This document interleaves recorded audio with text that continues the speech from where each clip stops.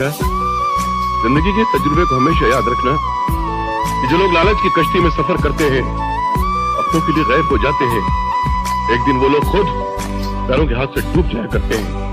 और अब हम लोग ऐसे लालची लोगों को, हमारा घर बर्बाद करने वालों को शराफत की जबान से नहीं, जूतों की जबान से सबक सिखाएंगे बेटा, जूतों की जबान से सबक सिखाएंगे। बहू, कहते हैं चादर जितनी बड़ी हो इंसान को पैर उतने ही फैलाने चाहिए, मगर मेरी तो चादर ही छिन गई है।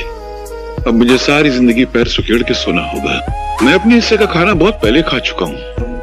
ये चटनी रोटी भी मैं अगले जन्म से कर्ज लेकर खा रहा हूँ। मगर अफसोस ये है कि आत्माराम को ये बात उस वक्त समझ में आई जब घर की दीवारें गिर गईं, औलाद का आशियाना उजड़ गया। वक्त से पहले सपने देखना बंद करो, क्योंकि सपनों का परिंदा बहुत ऊपर उड़ता है, इंसान उतना ऊपर नहीं उड़ सकता है। इंसान को चाहिए कि उतना ही ऊपर उड़े जहां से वापसी में उसके पर साथ दे सके, उतरते वक्त टूट ना जाए। लेकिन मेरी एक बात याद रखना बेटे, तुम्हारी उम्र मेरे तजुर्बे से बहुत कम है। तुमने उतनी दिवालियां नहीं देखी है जितनी मैंने तुम जैसे बिकने वालों की बर्बादियां देखी हैं। एक दिन आएगा जब तुम छाती पीट पीट के दुनिया को अपनी बर्बादी का किस्सा सुनाना चाहोगे, तो वहां सुनने वाला कोई नहीं होगा। दौलत पे इतना गुरूर अच्छा नहीं है बेटा, ये बहुत बेवफा चीज है। ये इंसान के पास आने में बहुत वक्त लगाती है, लेकिन जाते वक्त पलक झपकते ही चली जाती है। और अक्सर ये अकेले नहीं जाती, जाते जाते इंसान की इज्जत भी साथ में लेके चली जाती है। तुमको मालूम है ये पैसा क्या होता है? एक एक पैसा जमा करो तो 1 रुपया बनता है, 1 रुपया जमा करो तो 100 रुपया बनता है, 100 रुपया जमा करो तो 1000 बनता है, 1000 जमा करो तो लाख, और लाख से करोड़ बनता है। ये 1 पैसा करोड़ रुपए का बीज है। जो आदमी बीज की परवाह नहीं करेगा, न वो फसल उगा सकता है, न फल पा सकता है। अपने हाथ से वही लोग मदद करते हैं जो दुनिया में अपना नाम करना चाहते हैं। दूसरे बुलाकर मदद करने से आप सामने वाले की गरीबी का अपमान करते हैं, उसे एहसास दिलाते हैं कि वो गरीब है, मोहताज है, मुफलिस है। और तीसरी बात जो मेरे पिताजी ने कही थी कि अगर इस दुनिया में किसी की सीधे हाथ से मदद करो तो इस उल्टे हाथ को पता नहीं चलना चाहिए कि सीधे हाथ ने क्या किया। वक्त की कदर करना सीखो। जो इंसान वक्त की कदर नहीं करता, वक्त उसकी कदर नहीं करता।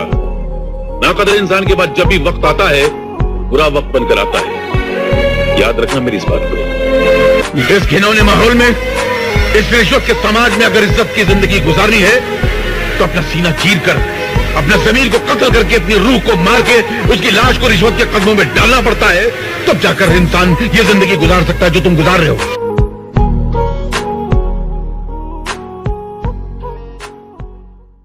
अच्छा एक बात बताओ मियां, तुम मर्द होकर बुजुर्गों की तरह पेड़ पे लटक के खुदकुशी करने का क्या मतलब है?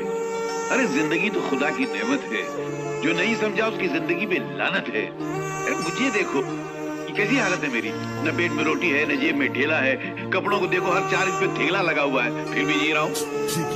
लानत है तुम्हारी जिंदगी पर। क्यों? अगर मेरा ऐसा फटा हाल होता तो मैं तो पैदा होते ही फांसी लगा लेता। क्या माँ, गाली तो गरम गरम दे रही हो, चावल बासी दे रही हो। ऐसा चावल चूहे नहीं खाते, तुम मेरे को खिला रही हो। अरे चाचा, तू कहीं का महाराजा नहीं, भिखारी है भिखारी। तो क्या हुआ? इस संसार को चलाने के लिए राजा और भिखारी दोनों जरूरी हैं। राजा टैक्स लेता है तो भिखारी भीख लेता है। राजा महल में राज करता है तो भिखारी तुम्हारे दरवाजे पे आके फरियाद करता है। राजा इंसाफ करता है तो भिखारी बासी खाना साफ करता है। तुम्हारे दरवाजे पे आके अगर मैं भीख मांगता हूँ ना, तो तुम मेरे पे एहसान नहीं करती हो, मैं एहसान करता हूँ।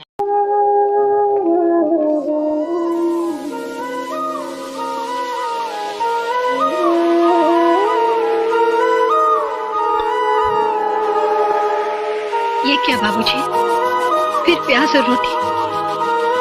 सब्जी दाल खाना तो कई दिनों से भूल ही गए हैं आप। कई दिनों से आप चटनी रोटी ही खा रहे हैं। कहते हैं चादर जितनी बड़ी हो इंसान को पैर उतने ही फैलाने चाहिए,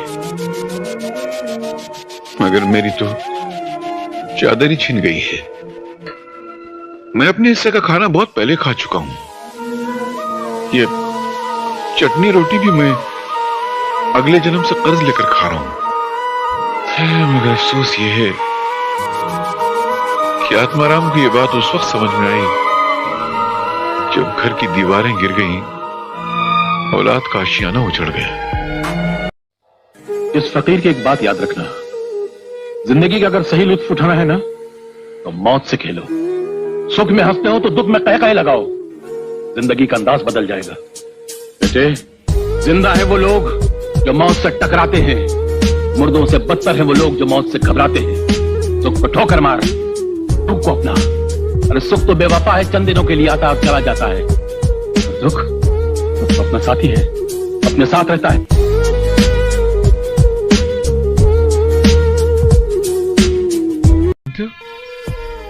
इस दुनिया में इंसान का सबसे बड़ा दोस्त कौन है? दुख है? इस दुख को इंसान से इतनी मोहब्बत होती है कि हर घड़ी इंसान के सीने से चिमटा हुआ रहना चाहता है। ये वही दुख है जो कभी रोटी का दुख बनकर आता है, कभी नौकरी का दुख बनकर